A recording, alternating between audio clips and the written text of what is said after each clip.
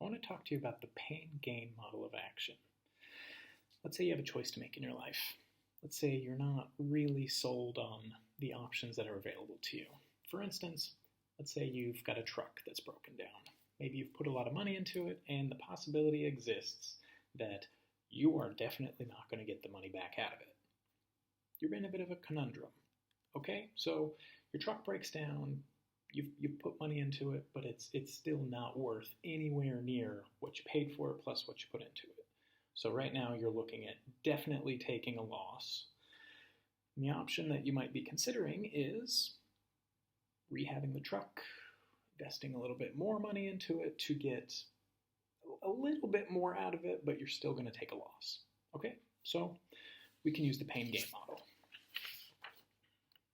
So here you see pain, gain, current, future. 4 boxes. All right, go ahead and pause the video if you want. Write this out yourself. In the first box, we want to explore what is the pain or the cost to remain in the current situation? Well, it's an eyesore. Probably not appreciating in value.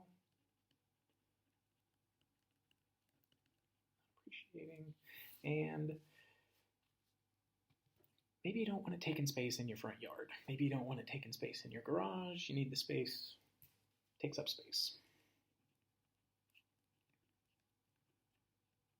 Okay, then we're going to move to quadrant 4. Quadrant 4 is what do you stand to gain in the future? So, what are the benefits of making the change that you're considering? Change that you're considering is whether or not to fix it up and sell it, or whether or not to just sell it outright. So, you're definitely going to sell it, but what do you stand to gain? Let's say you're to load off your mind. Load off your mind. Maybe it's no longer a point of contention between you and your spouse. Get your truck out of your marriage.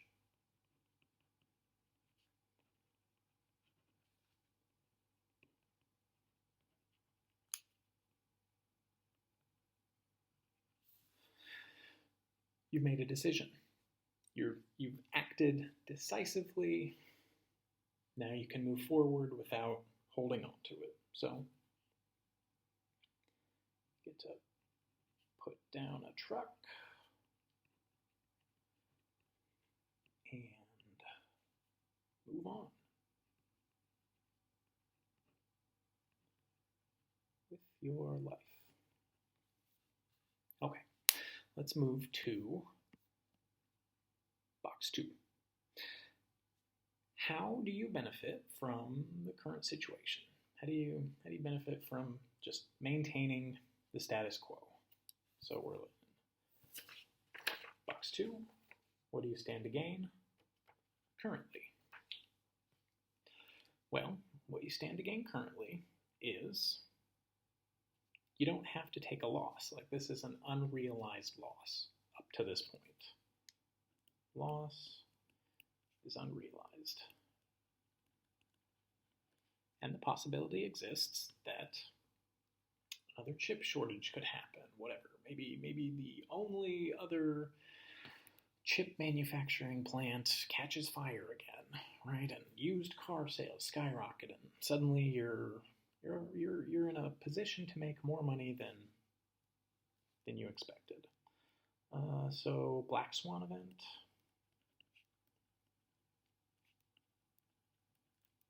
Might keep you from selling it and taking a loss, potentially. Or let's say maybe it's not as bad of a loss. Black swan event, not as bad of a loss.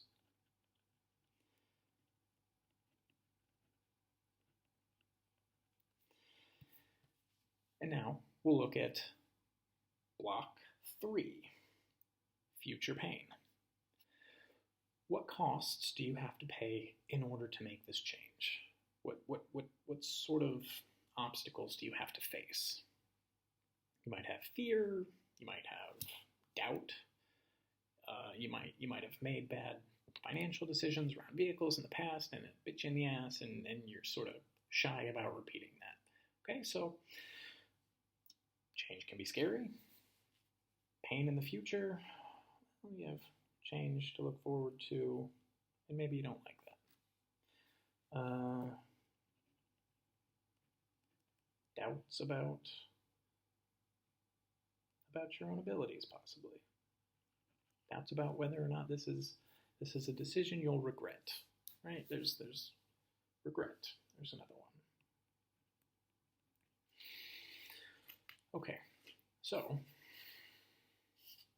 you've got a couple options here. Do you hold on to the truck?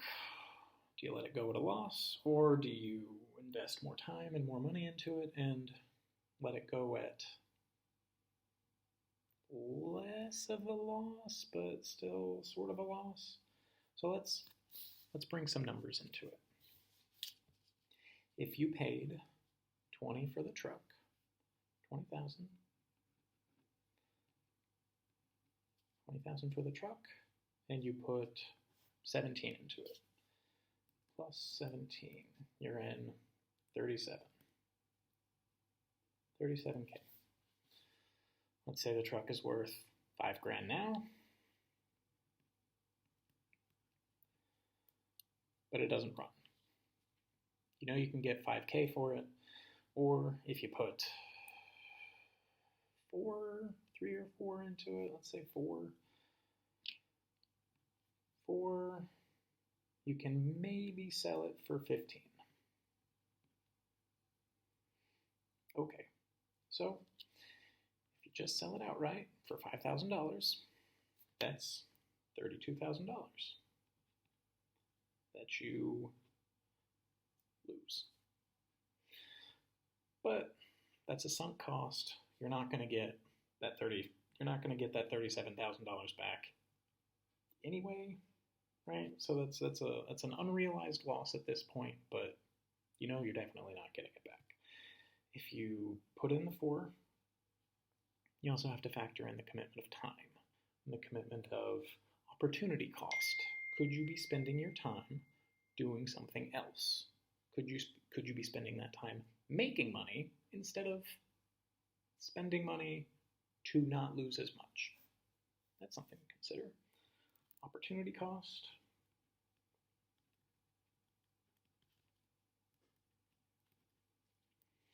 Opportunity cost plus there may be more repairs needed that drive up the cost, and who knows how much you'll get for it. But let's say opportunity cost and $4,000. So now you are $41,000 in, and you sell it for 15. And you sell it for 15. Well, what's 41 minus 15? 26K. So you lose $26,000. How long does it take to fix the truck? Let's say 3 weeks. Opportunity cost, 3 weeks. And what other factor do you need to consider? Well, you need to consider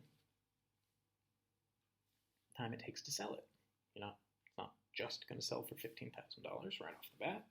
People might understandably have questions about the brand new engine that's replacing it, and that's inside of it, and if it's a high mileage vehicle, maybe this is a challenge too. But truck people tend to be okay with high mileage when the truck works.